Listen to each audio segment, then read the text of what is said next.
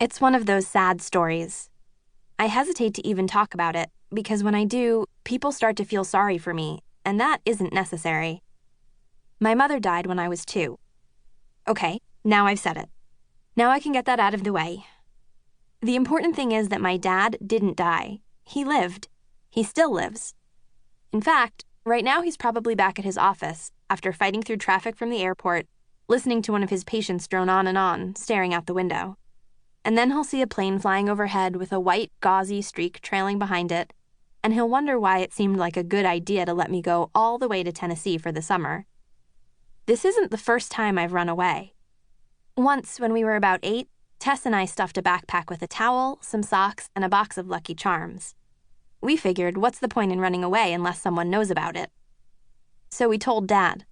He said, fine, just remember, you aren't allowed to cross the street.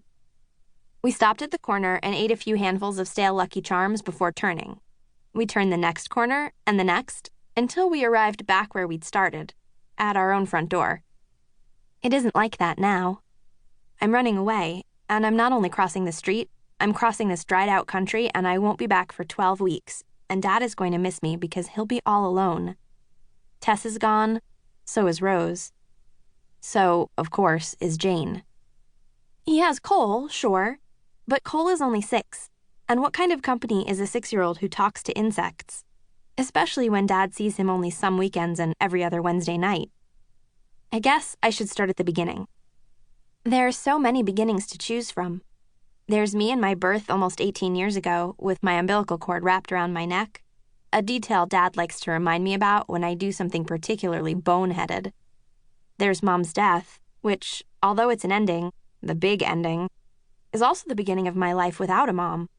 Then there's when Dad met Jane, and the beginning of the only family I've ever known. Yes, I'll start there. I would hide behind his legs. I know the backs of Dad's knees, the way they feel against the top of my head, almost as well as I know the sound of his voice.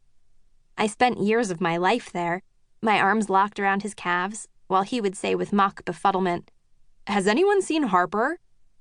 Then I met Jane, and I came out of hiding. We went for a picnic at the beach. It was a perfectly gloomy day. June gloom.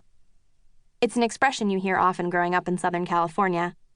I always imagined June gloom as a character, an irresistibly spunky and wisecracking kid with pale skin and flyaway hair. I was 5. So was Tess. Rose was 7. Dad said he wanted me to meet his friend Jane. She was a very special friend, he told me. Not the kind of special you might be if the umbilical cord gets pulled a little too tight around your neck at birth, but the kind of special that meant he ironed my sunflower dress for me that morning. Her blanket was striped the colors of a rainbow that had no business at the beach on such a gloomy day.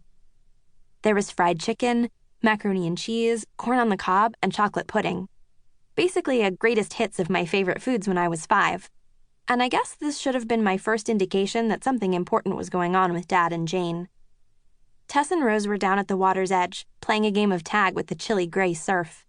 The wind blew their long hair around their faces and tangled it together so they looked like a 2-bodied creature connected by this mass of moving hair, black as the bottom of the ocean. "You must be Cinderella," Jane said, and did a little bow.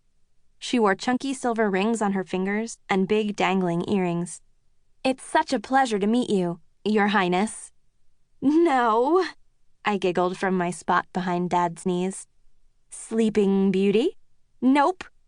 "Ah, you must be Snow White." "No, I'm Harper."